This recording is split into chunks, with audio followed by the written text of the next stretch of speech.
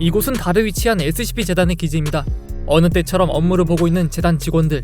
이때 그들 중 하나가 창문을 통해 말도 안 되는 것을 목격하게 되는데요. 그건 바로 우주에 있을 리 없는 버스였습니다. 자신이 도대체 뭘 보고 있는 것인지 한참을 벙쪄있던 그는 이내 정신을 차리곤 상부에 보고를 하는데요. 이 이야기를 듣고 찾아온 그의 상사 역시 똑같은 반응이었습니다. 결국 3명의 직원들이 기지 밖으로 나가 해당 버스에 다가가 보기로 했죠. 우주복을 입고 출발한 조사팀.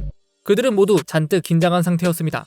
보통 영화에서 보면 이럴 때 정체불명의 괴물이 나타나곤 하니까요. 우선 가까이에서 본 버스는 한눈에 보기에도 심상치 않았습니다. 이미 상당 부분 개조가 되어 있는 상태였는데요. 외부 표면에 알 수 없는 화학 물질들이 발라져 있어 어지간한 충격에도 버틸 수 있었고, 유리창은 잘 깨지지 않는 아크릴 재질로 변경되어 있었으며, 뒷문은 에어록으로 개조되어 우주에서도 출입이 가능하게끔 되어 있었습니다. 이러한 개조 덕분에 실내가 완벽히 밀폐되어 우주에서도 돌아다닐 수 있었죠. 그렇다면 이 안쪽엔 무엇이 있을까? 한 차례 심호흡을 한 조사원들이 뒷문을 열어 안으로 들어가 보기로 합니다. 실제 차량과 다를 바 없는 내부. 그곳은 상당히 많은 물품들로 가득했습니다. 무엇보다도 눈길을 사로잡은 건 2가지의 백골이었죠. 성인 인간 남성과 고양이 한 마리의 유골. 그런데 아무래도 이 버스에 타고 있던 사람은 이 남성 한 명뿐만이 아니었던 것 같습니다. 내부엔 침낭과 베개가 각각 4개씩 있었고, 건조식품들도 상당히 많이 구비되어 있었던 것인데요. 그렇게 조사원들이 그 물품들을 기록해가던 중 우주 관련 서적들 위에 놓인 일기장 하나를 발견합니다. 그제서야 재단은 그들에게 어떤 일이 있었던 것인지 알아낼 수 있었죠. 우선 이 일기장의 주인은 버스 안에 유골로 남아있던 윌리엄이었습니다. 그는 샌프란시스코에 살던 대학생으로 밝혀졌는데요. 여기서 중요한 점은 그가 1950년대 어느 여름에 실종 처리되었다는 점이었죠. 게다가 같은 날 자취를 감춘 3명의 대학생들이 더 있었습니다. 그들의 이름은 제리, 수잔, 샘. 이들 역시 윌리엄과 함께 버스를 탔던 것인데요. 이 당시 그들은 어떤 종교에 심취해 있었습니다. 그곳은 다섯째 주의라고 불리는 교단이었죠. 이들은 대체로 별과 성인을 섬기는 자들이었습니다. 그런 교단 안에서 활동하던 윌리엄과 친구들은 그 영향을 꽤 깊게까지 받게 되는데요. 그러던 어느 날 그들이 교단의 인물들과 말다툼을 하는 사건이 발생했습니다. 시작은 단순한 의견 충돌이었지만 말싸움이 점점 격해졌고, 그렇게 결국 이단자로 낙인 찍혀 쫓겨나고 말았죠.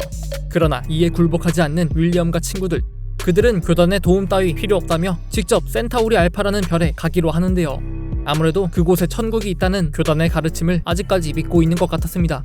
우선 그들은 가지고 있는 돈을 몽땅 털어 버스 한 대를 구입합니다. 그리곤 우주여행을 할 수 있게 개조를 하기 시작했죠. 여담이지만 도대체 평범한 1950년대 대학생들이 무슨 기술력으로 이런 첨단 개조를 한 건지 재단은 아직까지 밝혀내지 못하고 있다는데요.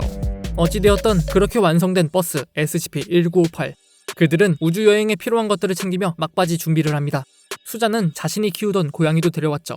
그렇게 이들은 불꽃놀이 축제가 한창이던 어느 여름날 소닉붐을 일으키며 우주로 날아갔습니다. 어떻게 날아간 건지도 알 수 없다고 하네요. 결국 지구를 벗어난 일행들. 개조는 성공적이었습니다. 우주에서도 그들의 버스는 시속 132km의 속도로 나아가는데요. 이때 제리는 친구들에게 센타우리 알파 별까지 3주에서 4주면 도착할 거라고 말했답니다. 말도 안 되는 소리였죠. 재단이 계산해본 결과 그 속도로 간다면 약 3720만 년 뒤에서야 도착할 거리였는데요. 이를 알 리 없는 친구들. 그들은 행복한 미래를 그리며 즐거울 뿐이었습니다. 그렇게 우주 생활을 시작한 지 12일쯤 지났을 무렵 무언가가 버스에 부딪히는 일이 발생했습니다. 다 같이 노래를 부르고 있던 친구들은 깜짝 놀랐죠. 직접 나가서 확인해보고 온다는 제리. 그는 수잔이 만들어준 우주복을 입고 버스 밖으로 나갔습니다. 확인해보니 지나가던 작은 우주 쓰레기에 부딪힌 것뿐이었죠. 이에 한숨을 내쉬곤 다시 출입문으로 향하는데요. 그때 그를 덮치는 우주 쓰레기. 사건은 순식간에 벌어졌습니다. 버스 안은 아수라장이 되었죠. 비명을 질러대는 친구들과 해본 적도 없는 운전 실력으로 부랴부랴 제리를 쫓는 윌리엄. 그렇게 다시 데려온 제리는 이미 숨이 끊긴 상태였습니다. 그들은 결국 제리를 버스 밖으로 내보내며 마지막 인사를 나눴죠. 센타우리에 도착하면 그와 결혼하기로 약속했던 수잔. 그녀는 끝도 없이 펑펑 울고 있었습니다. 이에 윌리엄은 그녀가 잠을 좀 잘 수 있게 약을 좀 쥐어줬다고 하네요. 그로부터 며칠 뒤 잠에서 깬 윌리엄과 샘은 참담함을 감출 수 없었습니다. 수잔이 다량의 약을 투여해 스스로 목숨을 끊었던 것인데요. 아무래도 남자친구의 죽음을 견디지 못하고 이런 선택을 한 것 같았습니다. 결국 친구들은 그녀도 버스 밖으로 내보내주었죠. 수잔이 저 밖에서 제리를 만났으면 좋겠다고 생각하는 윌리엄이었습니다. 그렇게 다시 시간이 지나고 출발한 지 7주가 지나던 어느 날 윌리엄은 무언가 잘못되었음을 깨닫고 불안해하고 있었습니다. 제리가 4주면 도착한다던 센타우리 알파별이 전혀 보이지 않았던 것인데요. 조금만 계산해보면 당연히 말이 되지 않는 소리였지만 제리의 말만 철석같이 믿었던 그는 어리둥절할 뿐이었죠. 설상가상으로 샘은 영양 부족으로 드러누워 있었고 윌리엄 역시 몸에 얼룩 같은 것들이 피어오르고 있었습니다. 수잔이 데려왔던 고양이는 이미 며칠째 모습을 보이지 않았죠. 그렇게 영 좋지 않은 상황이 계속되고 있던 어느 날, 윌리엄은 창밖에서 달을 보게 되는데요. 그제서야 그는 깨달았습니다. 센타우리는커녕 아직 달도 지나지 못했다는 사실을 말이죠. 이윽고 서둘러 커튼을 쳐버리는 윌리엄. 그는 이러한 사실을 샘에게서 숨겨야 했습니다. 이미 상태가 악화되어 있던 그에게 이런 절망적인 상황까지 알려줄 필요는 없었으니까요. 그러나 이런 윌리엄의 배려도 잠시 샘은 오래 버티지 못했습니다. 아직 멀었냐는 그의 물음에 윌리엄은 내일이면 도착하니 쉬고 있으라며 책을 읽어주었는데요. 하지만 그 낭독이 끝날 무렵 샘은 이미 숨을 쉬고 있지 않았습니다. 그렇게 샘의 시신까지 버스 밖으로 내보낸 윌리엄. 이젠 자신의 시신을 문 밖으로 내보내줄 사람도 없다며 한탄하는 그였죠. 그렇게 한동안 혼자 쓸쓸히 우주 여행을 하던 그는 여긴 별들이 빌어먹기도 아름답다 젠장이라는 글귀를 일기장에 남기곤 사망했습니다. 그런 그의 백골을 무려 60년이 지난 뒤에서야 이 조사원들이 발견한 것이었죠. 도대체 다섯째 주의 교단은 어떤 말로 센타우리 알파에 천국이 있다고 그들을 속였던 것일까요?